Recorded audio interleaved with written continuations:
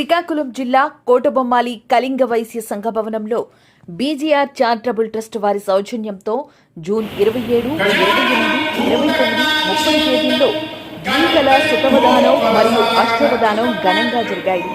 ఈ రెండు అవధానాలకు సభాధ్యక్షులుగా ఉర్లం సంస్థాన వాస్తవ్యులు సాహిత్య రత్నశ్రీ బంకుపల్లి రమేష్ శర్మ, సభా సంచాలకులుగా రాజమండ్రి వాస్తవ్యులు అవధాన ప్రాచుర్య పద్మకళ తపస్వి డాక్టర్ దూలిపాల మహాదేవమణి, అవధానులు ఉభయ కళాకాప్రశ్రీ శతవధాని శ్రీ సుసారపు చంద్రశేఖర్ శర్మ, కోటబొమ్మాలి శ్రీ రంపా సాయి కుమార్ శర్మ, మల్లికార్జునపురం శ్రీమతి డాక్టర్ మండపాక మహేశ్వరి, హైదరాబాద్ 4 సిద్ధక్షరలు, 24 సమస్యలు, 24 దత్తపదులు, 24 వర్ణనలు, 20 ఆశీలు, 6 గంటవధానాలు, మొత్తం 101 అంశాలతో పండిత ప్రఖండాలతో జరిగింది.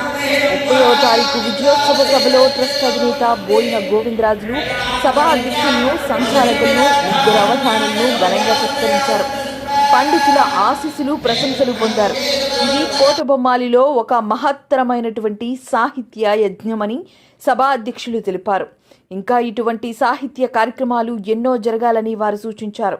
అనంతరం బీజీఆర్ చారిటబుల్ అధినేత బోయిన గోవిందరాజుల్ని పండితులందరూ సాల్వాతో సన్మానించారు. ఈ అవధానానికి ఉభయ తెలుగు రాష్ట్రాల నుండి అనేక మంది పండితులు హాజరయ్యారు. ఈ సన్మాన కార్యక్రమంలో కోటబొమ్మాలి కళింగ వైశ్యులు పాల్గొన్నారు.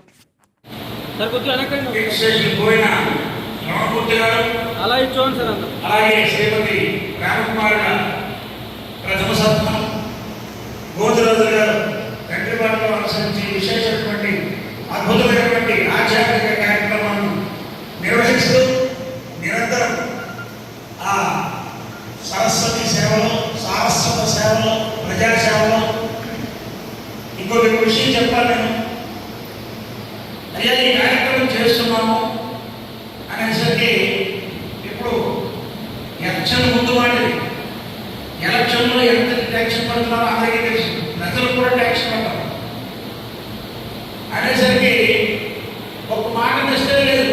బాబు ఎలక్షన్లో ఉన్నాం, తర్వాత చూద్దాం అనేసి ఏం లేదు.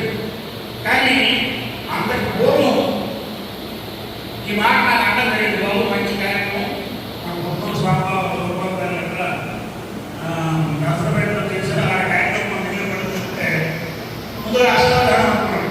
అష్టాధారం జరిగింది.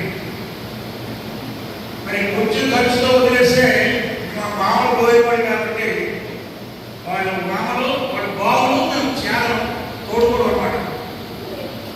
అయితే నా బాబు స్వార్థం ఉంది కాబట్టి మొత్తం గ్రామం దానికి కార్యక్రమం చెప్పి దాన్ని వివరంగా చెప్తే పుష్పించింది, ఫలించింది. వివిధ శాఖల గురువుగారి మాటల వల్ల పెద్ద వృక్షం అని చెప్పినటువంటి ప్రజల్లో తండ్రి వృక్షము, తల్లియే మాతయ్య తల్లిగా ఉన్నట్టుగా దశ దిశలా వ్యాపించి ఈ గ్రామంలో ఉన్నటువంటి వైశ్వంతుల గారి కీర్తిని, అలాగే గోయవాడి గర్భరథమైనటువంటి మన గోవిందరాజు గారి తాలూకా శారదా గోవిందరాజు గారి తాలూకా కీర్తిని విశేషమైనటువంటి దిగంతాలు వ్యాప్తి చెందాలని మనస్ఫూర్తిగా ఆశీర్వదిస్తూ సభా తరపున, మా ప్రాశ్రమ తరపున, నిన్నటి వచ్చినటువంటి పండితుల తరపున పరిపూర్ణమైనటువంటి మనసుతో వీరికి ఆశీర్వచనాలు తెలియజేస్తున్నాం. మన గ్రామానికి వచ్చిన వాళ్ళతో ఆశీర్వచనం చేశారు. గ్రామస్తులుగా, అలాగే గ్రామ పురోహితులుగా మా ఆశీర్వచనమే కాకుండా మిగతా వాళ్ళ ఆశీర్వచనం కూడా తన పూర్వకంగా గ్రామానికి విశేషమైన ఆశీర్వచన కలిగినందుకు మహాసంతోషాన్ని ఆనందిస్తూ అనుభవిస్తూ ఇంకా ఇటువంటి కార్యక్రమాలు మీరు చేతుల ద్వారా